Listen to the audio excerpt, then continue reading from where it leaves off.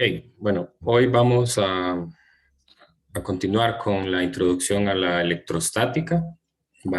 Ayer enunciamos la ley de Coulomb, que es la ley de interacción entre cargas puntuales, y pues hoy vamos a realizar un par de problemas. Un problema donde vamos a aplicar el principio de superposición, es decir, calcular la fuerza resultante para una carga debido a más de una otra carga sobre ella.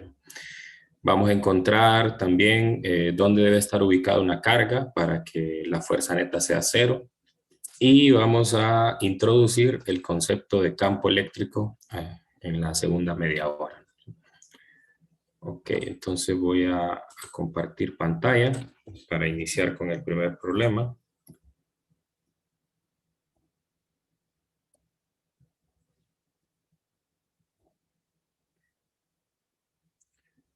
Vamos a resolver en principio un problema del Resnick.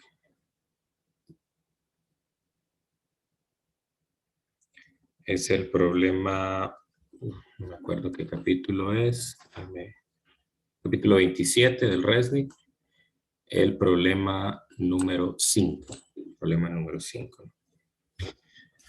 Ok, el problema me dice que la figura 10A, que es la de la izquierda, muestra dos cargas Q1 y Q2 separadas por una distancia fija D.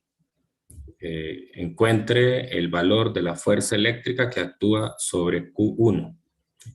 Entonces, este es el caso que estudiamos el día de ayer. O sea, es el caso de dos cargas únicamente. Me dice que suponga que las dos cargas son de igual magnitud y es de 21.3 microcoulombs. Es importante aquí mencionar que vamos a utilizar frecuentemente los prefijos del sistema internacional, ¿no? Los prefijos, vamos a utilizar micro, que es por 10 a la menos 6.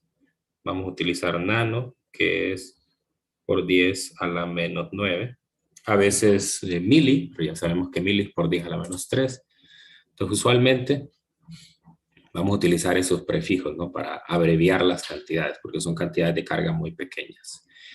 Bueno, entonces en el inciso A no tenemos mayor problema porque precisamente ya conocemos la ecuación, la planteamos ayer, que es esta ecuación, la ley de Coulomb, para encontrar la fuerza que ejerce una carga sobre la otra, ¿no? Ok, entonces aquí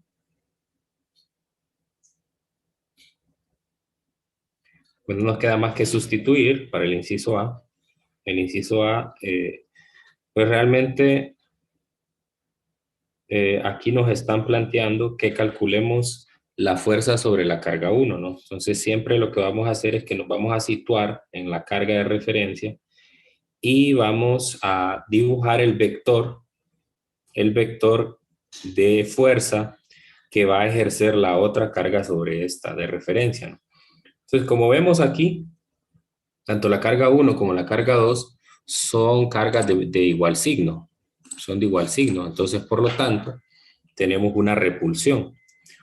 Y recuerde lo que mencionamos en la clase de ayer, que la fuerza eléctrica era radial, o sea que va en la misma línea que se unen las dos cargas, ¿no? Entonces, en este caso, como es una repulsión, la fuerza va hacia arriba, de esta manera. Entonces, es la Lee, fuerza. Dígame. ahí cómo se dio cuenta que que tienen el mismo signo. Porque lo dice el enunciado, suponga que Q1 y Q2 son 21.3 microcoulombs. Ya. Sí, sí. Ok, entonces ya tengo la fuerza, esta sería la fuerza 2,1, o sea, la fuerza que ejerce la carga 2 sobre la 1, ¿no? Entonces, en este caso, si yo fijara un sistema de referencias, pues la fuerza iría en la coordenada Y, ¿no? Pero en este caso, a mí lo que me están pidiendo es es la magnitud, ¿no? Entonces, por lo tanto, no es necesario plantear la parte vectorial, es solo la magnitud. Entonces sería F21 igual a 1 sobre 4pi epsilon sub 0, carga 2, carga 1, o al contrario, no importa, R, R21 al cuadrado, ¿no? Muy bien, entonces aquí sustituimos. Ya les he mencionado que todo el 1 sobre 4 pi epsilon sub 0, nosotros lo podemos aproximar a la constante eléctrica 9 por 10 a la 9. Entonces, vamos a dejar más espacio. 9 por 10 a la 9 newtons metro cuadrado coulomb cuadrado. Las cargas, como son iguales, entonces puedo poner la carga 1 o la carga 2 al cuadrado. Y su valor es de 21.3 por 10 a la menos 6 coulombs al cuadrado. Entre la separación al cuadrado. La separación es de 1.52 metros.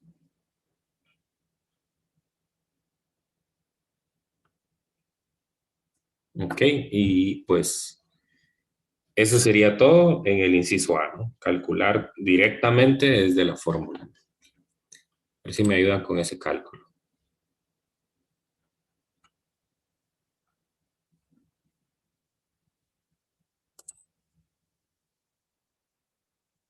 A mí me dio 1.76. ¿Está bien? Correcto. 1.76 newtons. Correcto. Bien, entonces aquí no hay mayor problema, estamos calculando, recuerde aquí solo la magnitud, entonces por eso no tuve que plantear un sistema de referencia. Sin embargo, cuando ya tengo más de dos cargas, ahí sí es necesario definir un sistema de referencia, porque seguramente me va a tocar trabajar con una sumatoria de fuerzas, ¿no? Entonces, ahí es donde vamos a plantear el principio de superposición. Bien, el inciso B me dice una tercera carga Q3 del mismo signo se introduce y se coloca como se muestra en la figura 10B, o sea, la de la derecha. Calcule ahora la intensidad de la fuerza eléctrica sobre Q1 ahora. Bien, entonces aquí, para el inciso B, vamos a plantear el principio de superposición.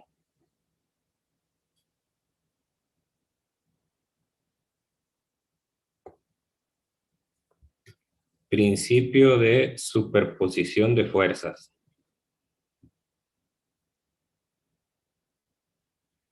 El cual me dice que la fuerza neta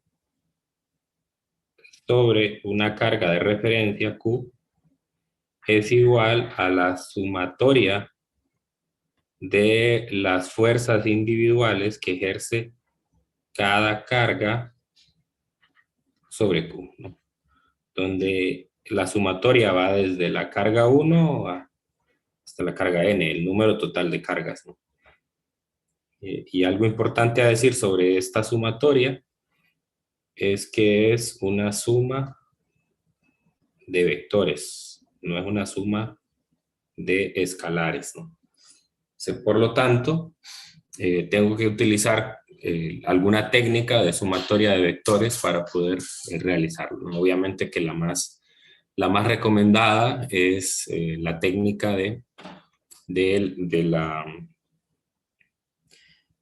método de las componentes, ¿no? Entonces, esto es lo que dice el principio de superposición.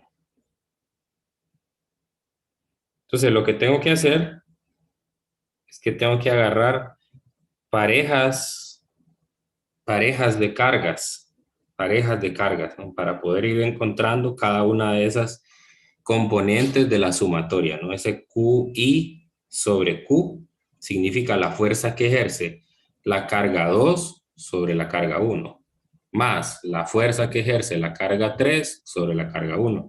Y así sucesivamente en la medida que tengamos más cargas en la configuración, ¿no?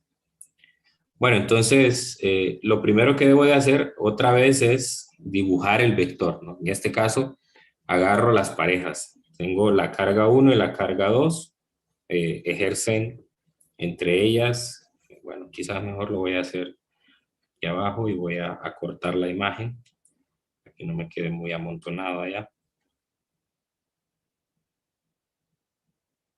Vamos a recortarla. Solo vamos a dejar aquí el inciso B.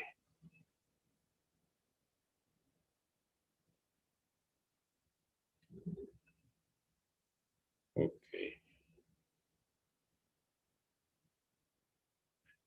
Muy bien, entonces la carga 2 sobre la carga 1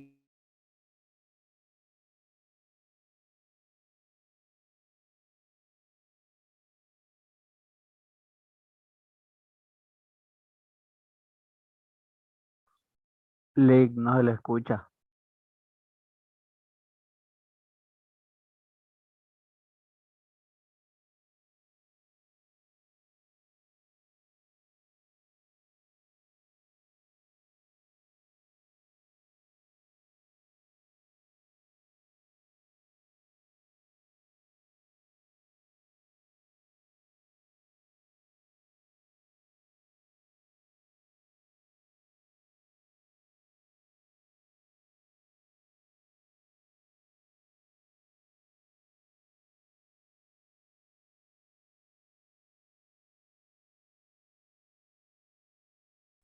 ¿me escuchan?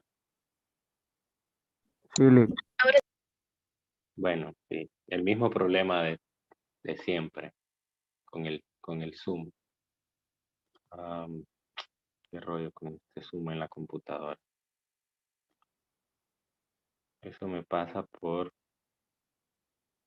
tirármelas de diferente y usar Linux.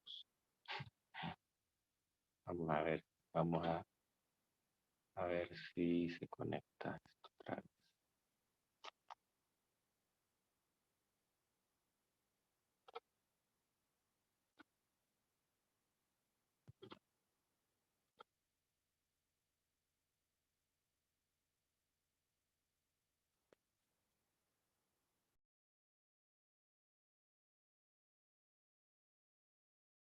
Ok, ¿ahora me escuchan? Sí, Lick. Ok, muy bien, ya volvió. Listo. Entonces, les decía que vamos a tomar de referencia la carga 1, ¿no? Que es la carga sobre la cual quiero calcular la fuerza. Siempre en un problema nos van a decir sobre quién queremos calcular la fuerza neta. La fuerza neta se calcula sobre un objeto, no se calcula sobre el espacio, ¿no? Tiene que haber un objeto de referencia sobre el cual quiera calcular esa fuerza. Entonces, la carga 2 sobre la carga 1 ejerce una fuerza de repulsión. Y esta fuerza de repulsión viene hacia acá arriba. Entonces, esta sería F2,1. La carga 3 sobre la carga 1 ejerce una fuerza de repulsión también. Entonces, siempre tomen de referencia la línea que une la pareja de cargas que estoy analizando. Siempre va a ir en esa misma dirección. Aquí tendría F3,1. La fuerza que ejerce la carga 3 sobre la 1. Entonces aquí lo mejor es que yo dibuje un sistema de referencia para poder encontrar, porque como ven aquí hay vectores que están a un determinado ángulo. Entonces lo mejor es que yo dibuje un sistema de referencia. Aquí voy a poner el eje X y aquí justamente sobre donde va la fuerza F21 vendría el eje Y. De tal manera entonces que voy a tener un determinado ángulo aquí. Un determinado ángulo que le voy a llamar teta 3,1. Es el ángulo teta que forma con la vertical. Bueno, lo puedo definir ahí o lo puedo definir en el otro extremo, como quiera, ¿no? Como quiera. Ok, entonces, ahora uso el principio de superposición y el principio de superposición me dice que la fuerza neta que se ejerce sobre la carga 1 es igual a la suma vectorial de la fuerza que ejerce la carga 2 sobre la 1 más la fuerza que ejerce la carga 3 sobre la 1. Muy bien. Entonces, como es una suma vectorial, yo necesito tener planteados tanto el vector F21 como F31 en forma de componentes, ¿no? Entonces, en forma de componentes,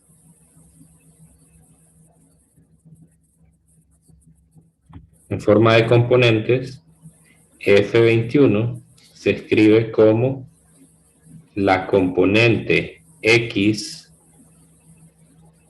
en la dirección de X más la componente Y en la dirección de Y. Lo mismo para F31. La componente en X y la componente en Y. Ahí está. Entonces, la cuestión es, ¿recordamos cómo calcular esas componentes? ¿Cómo se calculan esas componentes?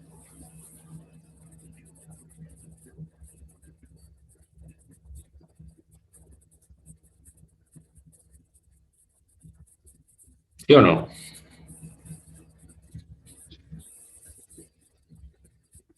Donde F21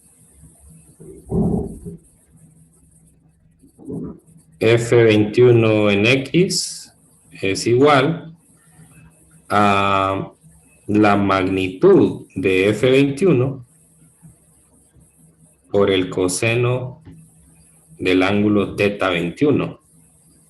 ¿Y cuánto es el ángulo teta 21?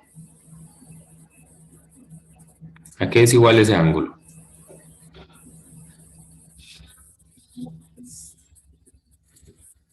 No serían 90 grados. 90 grados, no 90 grados. ¿Sí? Entonces, aquí lo que tengo es F21 por el coseno de 90 grados, lo cual es igual a 0. Ahora calculo la otra componente, F21 en Y,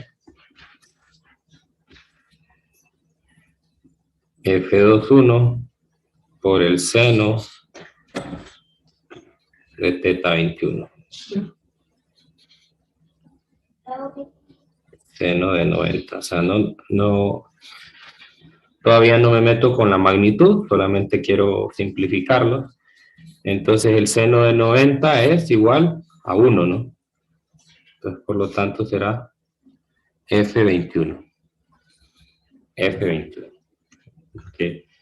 Esto es igual a 0 y esto es igual a 1, ¿no? Entonces ahí ya tengo cómo escribir el vector F21 en forma de componente. Sería F21 es igual a F21, la magnitud de F21 en Y. Nada más eso. Ese sería el vector escrito en forma de componente, ¿verdad? Sí. Ahora, ¿dónde aquí esa magnitud F21 pues es la misma ley de Coulomb? Lo voy a poner en forma compacta, K sub E, Q2, Q1, R21 al cuadrado. Ahí está. Entonces eso es para el vector F21. Ahora hago lo mismo para el vector F31. F31 en X va a ser igual a F31 por el coseno de teta 31. Pero teta 31 no lo conozco, ¿no? No lo conozco. Sin embargo, me doy cuenta de la figura que las tres cargas están en los vértices de un triángulo equilátero. Y veo que es equilátero porque las distancias entre ellos son todas iguales, son D. Entonces, ¿cuánto es el ángulo? ¿Cuánto vale cada ángulo interno en un triángulo equilátero? 60 grados. 60 grados, ¿no? Entonces, aquí tengo 60 grados. Aquí también tengo 60 grados. Y aquí también tengo 60 grados. Entonces, viendo esa figura, ¿cuánto vale teta 31? 150. ¿Vale? 150 grados. Sí, sí, sí. Lo ideal aquí, sí, yo había cometido un error. Lo ideal siempre es que los ángulos los midamos desde el origen. ¿Sí? Desde el origen. Para que siempre la componente en X vaya acompañada del coseno y la componente en Y vaya acompañada del seno. ¿Sí? Porque si lo mido así como lo había puesto anteriormente, entonces lo que tengo que hacer es intercambiar las funciones trigonométricas, porque el triángulo que se forma es un triángulo opuesto, entonces por lo tanto la componente en X va con el seno y la componente Y va con el coseno. Entonces bastante enredo ahí, así que la recomendación es siempre todos los ángulos mídalos a partir de la referencia 0 y así no hay problema. Entonces, ¿cuánto sería teta 31? 150. 150. 150. ¿Sí? Entonces aquí sería F31 por el coseno de 150. Siempre tengan a mano una de estas gráficas del círculo unitario, porque a mí me gusta, bueno, yo prefiero y creo que en términos sencillos es mejor utilizar las expresiones radicales de los ángulos que estar escribiendo los decimales. Se pierde demasiada precisión, ¿no? Entonces, el coseno de 150, ¿a qué es igual? Negativo raíz de 3 sobre 2. Negativo raíz de 3. Así lo vamos a escribir siempre, ¿no? Para que nos quede más compacto y no perdamos, porque si yo le pongo negativo raíz de 3 sobre 2 en decimales, entonces ahí estoy perdiendo una gran cantidad de cifras cuando voy a truncar esto. Y aquí me queda F31. Muy bien, hago lo mismo para la componente en Y. Entonces quedaría F31 por el seno de teta 31 igual a F31 por el seno de 150. ¿Qué es igual el seno de 150? Un medio. Un medio de F31, ¿sí? Entonces, fíjense que es muy bueno hacerlo así, medir los ángulos a partir de 0, porque fíjense que ya de una sola vez me aparecen los signos de las componentes, ¿no? Entonces, sabemos que un vector que está en el segundo cuadrante tiene una componente en X negativa y una componente en Y positiva. Entonces, automáticamente, desde el momento que usted le pone el ángulo medio desde 0, ya le va a dar los signos. Mientras que si lo hace de la otra manera, que es formar el triángulo más corto, entonces tiene que intercambiar las funciones trigonométricas y además usted tiene que manualmente poner el signo, ¿no? Entonces, por eso la recomendación es esa. Ok, entonces, factorizando todo el vector F31 tiene de factor común cada componente, pues la magnitud de F31, ¿no? Y el 2. Y el 2. Y en X me queda menos raíz de 3 en X más un 1 en Y, ¿no? Y otra vez, donde F31 es igual a K sub B, Q3, Q, R31 al cuadrado. Muy bien, ahora, aquí lo traté de hacer lo más general posible, sin embargo, en este problema, debido a varias cosas que se juntan ahí, me doy cuenta de que se puede simplificar mucho, ¿no? Me doy cuenta, bueno, aquí lo voy a anotar, sería Q1 es igual a Q2 igual a Q1, o sea, las tres cargas son iguales, ¿no? Otra cosa es que el R21 es igual al R31, lo puedo ver aquí en la figura, ¿no? La distancia que hay entre la carga 1 y 2 es la misma distancia que hay entre la carga 1 y 3, es D minúscula. Entonces eso simplifica las cosas y por lo tanto hace que, fíjate, note ahí las dos ecuaciones para F21 y F31, pues me queden iguales, ¿no? Me queden iguales, me va a quedar que Q2 por Q1 es lo mismo que Q3 por Q1 y R21 al cuadrado es lo mismo que R31 al cuadrado. Entonces eso quiere decir que, por lo tanto, F31 es igual a F21. Entonces basta con que calcule una para sustituir en la otra, ¿no? Entonces aquí sí ya la voy a sustituir. 9 por 10 a la 9 newtons por metro cuadrado sobre coulomb cuadrado.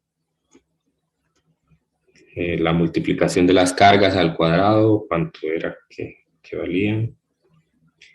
21.3. 21.3 por 10 a la menos 6 coulombs al cuadrado. Y la distancia era de 1.52. 1.52 metros. Bueno, ya había calculado esto, ¿verdad?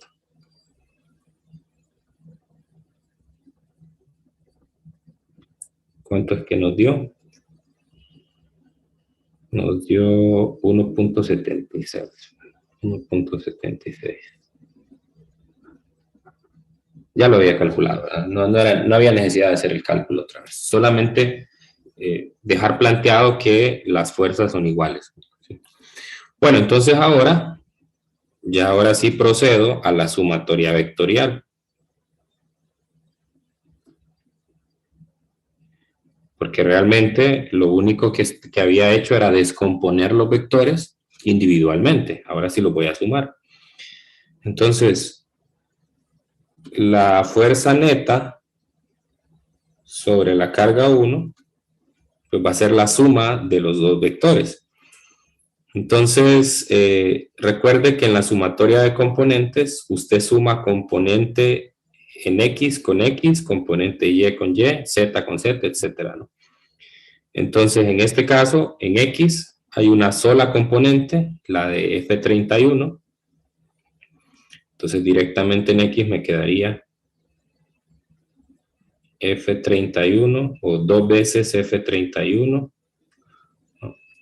No, sería menos raíz de 3 por F31 sobre 2 en X. Y en Y me quedaría la suma, ¿no? Sería F21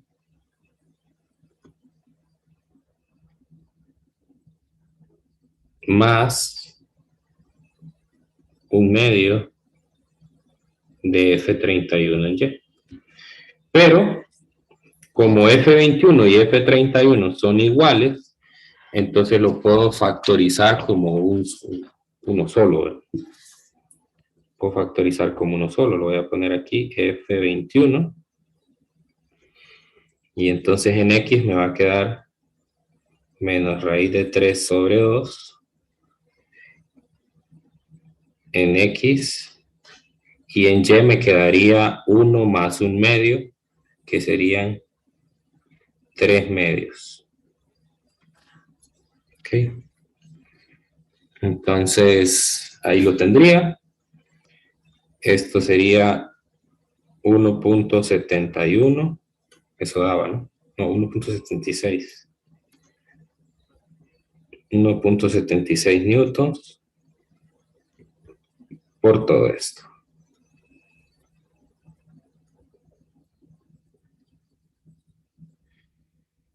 Aquí es donde yo recomiendo que sí haga el redondeo. Entonces aquí sí ya multiplique. Entonces hagan en la calculadora la multiplicación de 1.76 por menos raíz de 3 sobre 2. A mí me da menos 22 raíz de 3 sobre 25. No, el número completo, ¿no? Menos 1.52. Menos 1.52. A ver si me confirman los demás. 1.76 por raíz de 3 entre 2. Confirmo. Confírmale. Ok. Ahora 1.76 por 3 entre 2. 2.64. 2.64 y todo esto tiene unidades de newtons. Entonces, este sería el vector resultante de fuerza. ¿Qué características ven en ese vector? Es un vector que está ¿en qué cuadrante? En el segundo. En el segundo cuadrante, ¿no? Entonces, vamos a traer otra vez esta figura. Vamos a copiarla. La vamos a poner aquí al par, solamente para referencia. La más pequeña. Entonces significa que la fuerza resultante, sumo aquí, siempre tomando este sistema de referencia.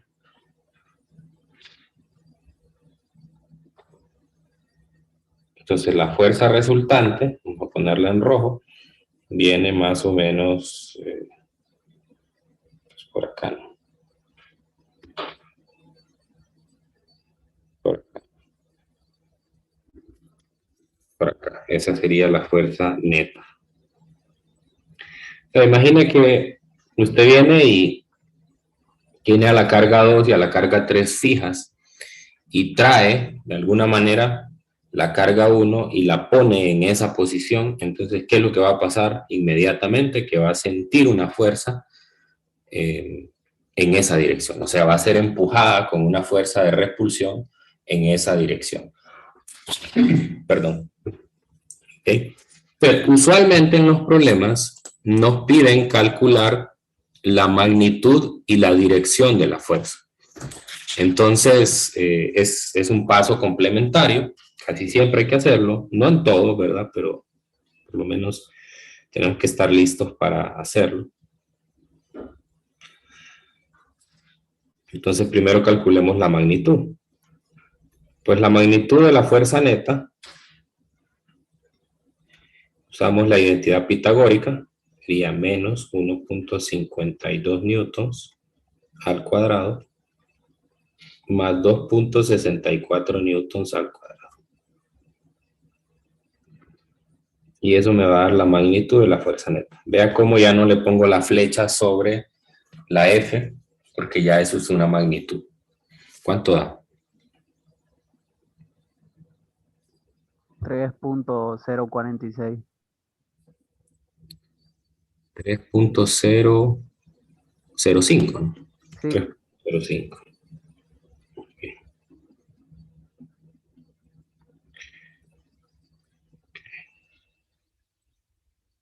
Y la dirección, pues bueno, tiene que ser coherente con lo que acabamos de ver de que está en el segundo cuadrante, ¿no?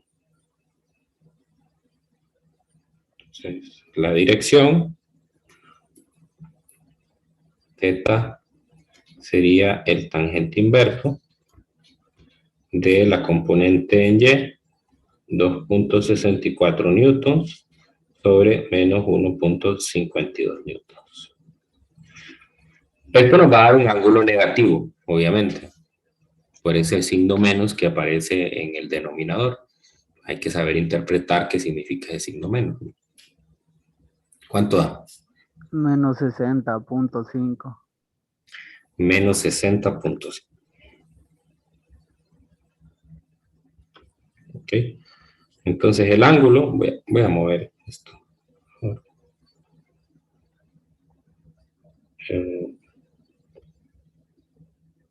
Y lo voy a poner mejor la figura. Vamos a ver si lo logro poner bien otra vez. Ahí más o menos. Ok, entonces el ángulo que estoy encontrando es este ángulo, ¿no?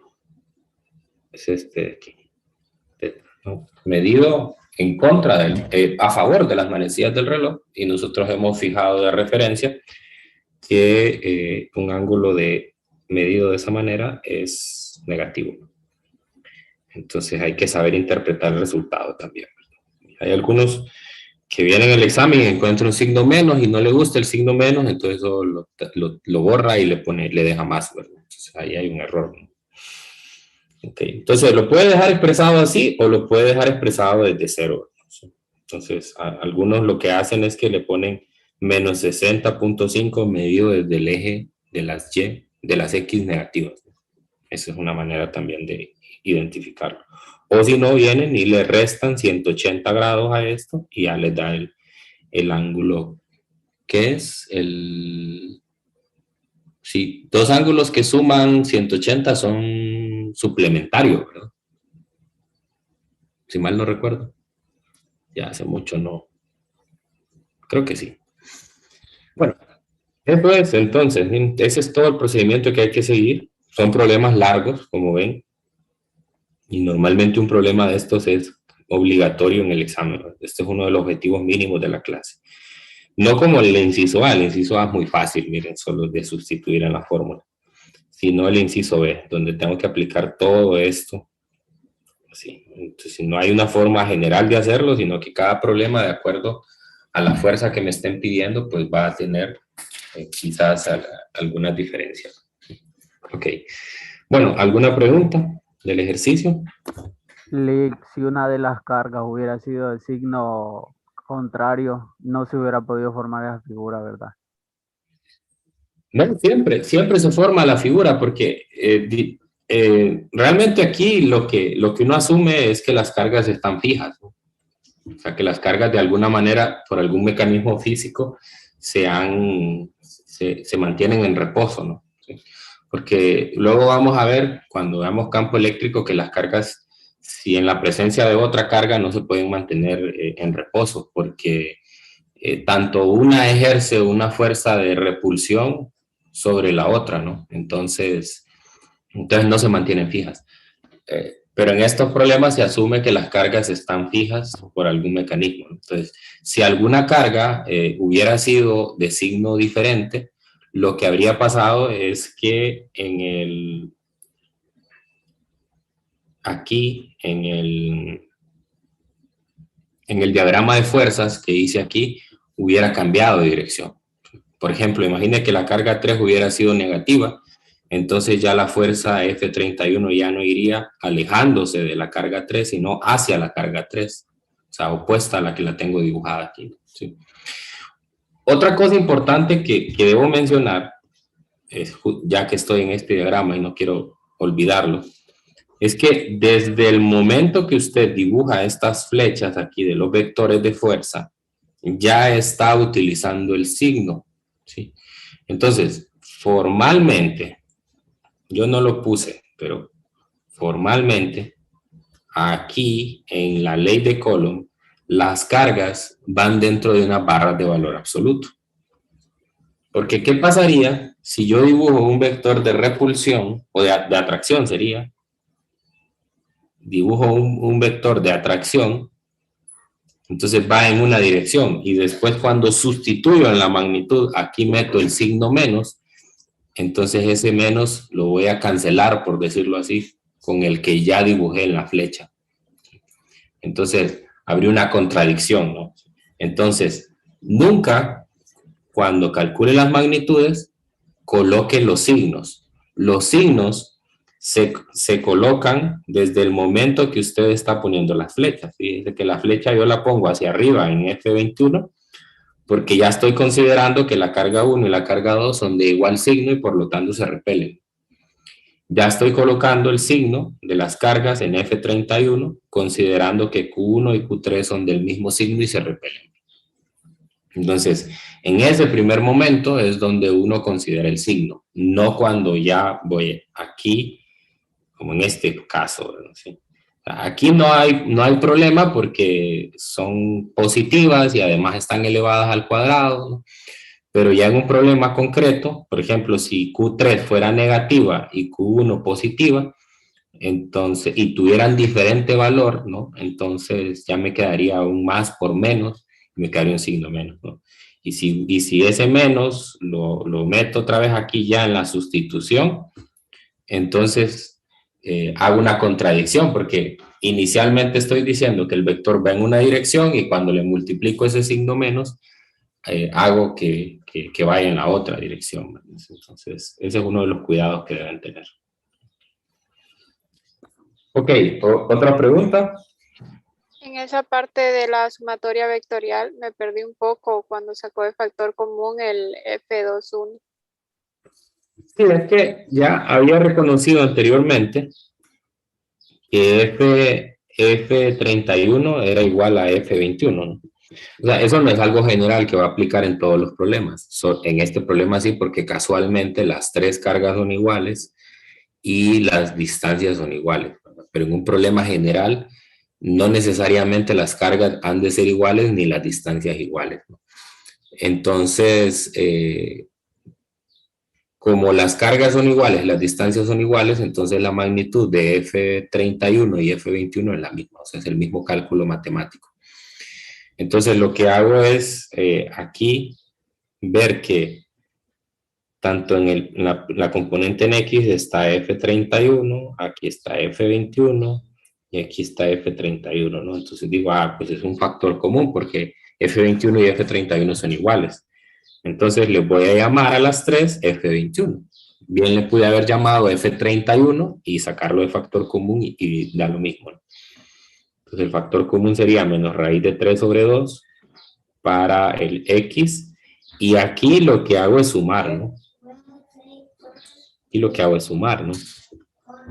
Me quedaría F21 más un medio de F31 que es igual a F21, ¿no? Entonces me quedaría 3 medios de F21. Entonces ya saco de factor común ese F21 y ya solo me queda 3 medios. Queda 3 medios. Y ya finalmente lo que hago es multiplicar, ¿no? O sea, multiplico el factor común 1.76. Digamos, este paso no es tan necesario, ¿verdad? Yo porque a mí me gusta, no sé, uno cuando ya tiene bastante experiencia en esto, las matemáticas le gusta que sean elegantes, pues. Entonces a veces hace pasos que no necesariamente son, hay que hacerlo, ¿no? Entonces, por ejemplo, esa factorización, en términos prácticos, no era necesario hacerla, ¿no? O sea, usted podía venir y directamente de la primera línea sustituir F31 y F21 y sin problema iba a llegar, al resultado final, ¿verdad? A este.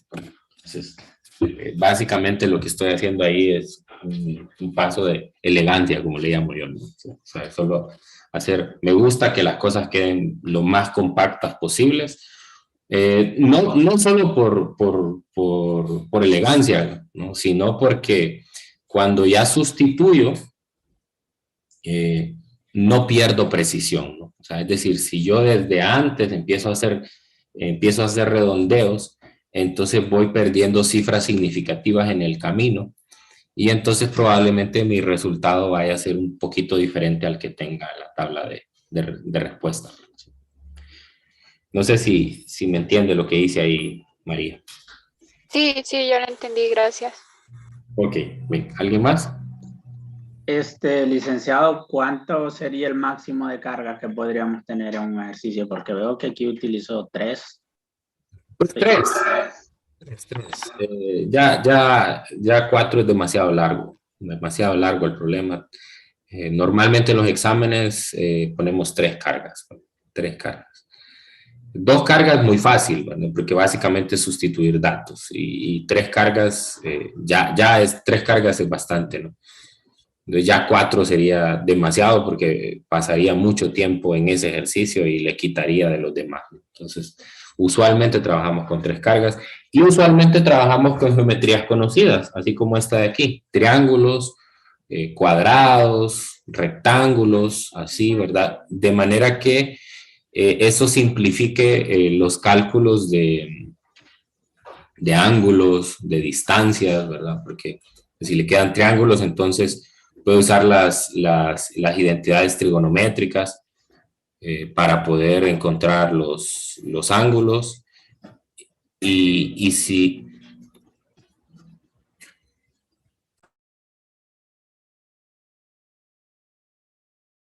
Y también puedo utilizar el teorema de Pitágoras para encontrar los lados. Entonces, usualmente uno se va por ese camino. Entonces, 3 cargas es lo usual, ¿sí?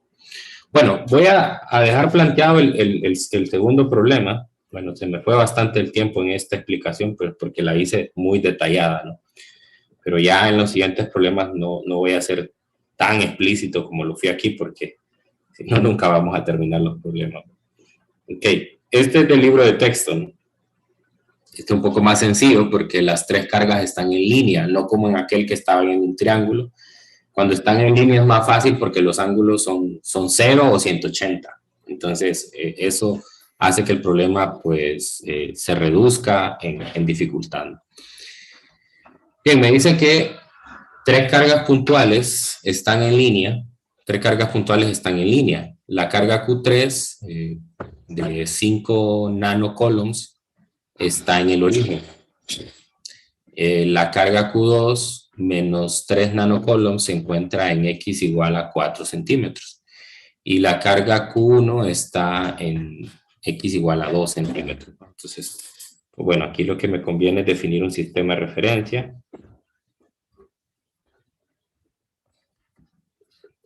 Ponerlo así. Donde aquí tengo el eje y aquí tengo el eje X. Entonces, siempre recuerda la convención de signo, bueno, no de signo, la convención de color que se utiliza en electricidad. La convención de color, pues es que las cargas de signo positivo las ponemos en color rojo y las cargas de signo negativo las ponemos en color azul. Entonces dice que en el origen está una carga positiva. Entonces, aquí hay una carga positiva, que esta es Q3. Luego en 4 hay una carga negativa, la voy a poner por aquí más o menos. Esta sería Q2. Y en medio, o sea, entre ellas dos, vamos a decir que es por aquí más o menos, tengo la carga Q1. Ok. Ya, bueno, sí, creo que es conveniente aquí ponerle las coordenadas 0,0, 2,0, 4,0. Me dice que, me pregunta cuál es la magnitud y el signo de la carga Q1 si la fuerza neta sobre Q3 es igual a 0. Ya que esto es un enfoque diferente al problema. Entonces me dice que la fuerza neta sobre la carga 3 es igual a 0. Ok. Entonces voy a ver primero la fuerza que ejerce la carga 2 sobre la 3. La carga 2 sobre la 3, como ven, son de signo opuesto. Entonces, por lo tanto, la carga 3, debido únicamente a la carga 2, va a sentir una atracción. Entonces va a venir una fuerza acá, que le voy a llamar F 2, 3. La fuerza de atracción que ejerce la carga 2 sobre la 3, ¿no? Bueno, entonces, recuerden que me están diciendo que la fuerza neta sobre Q3 ha de ser 0. Entonces, la fuerza neta sobre Q3 es la fuerza neta que ejerce la carga 1 sobre la 3 más la fuerza que ejerce la carga 2 sobre la 3. Y esto es 0, ¿no? Entonces, ¿en qué dirección tiene que venir? ¿En qué dirección tiene que venir la fuerza F13 para que al sumarlas me dé 0? Hay dos posibilidades, hacia la derecha o hacia la izquierda. O sea, hacia las X positivas o hacia las X negativas. ¿Qué piensan? Hacia las positivas. Positivas. Sí. ¿Alguien más?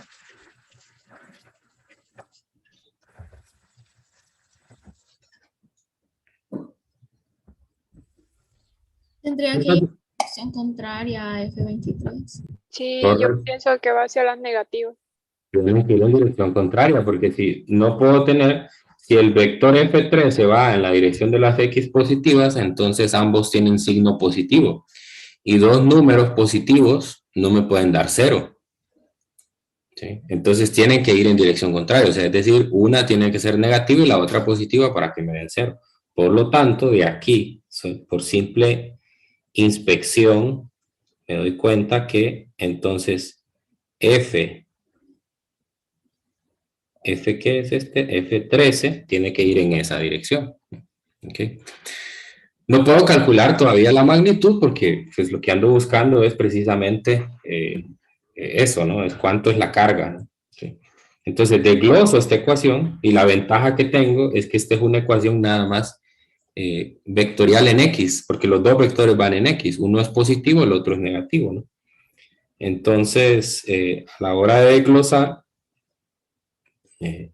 puedo poner aquí una observación. Los vectores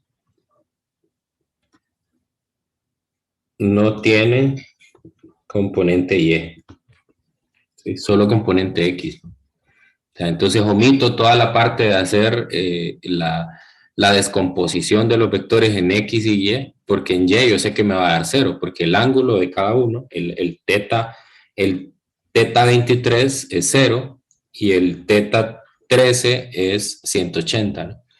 Entonces los senos de 0 y 180 son 0 respectivamente, entonces, pues bueno, omito eso. Entonces solo me quedo con la parte en X, ¿sí? Entonces puedo escribir aquí, ya simplificado, que F neta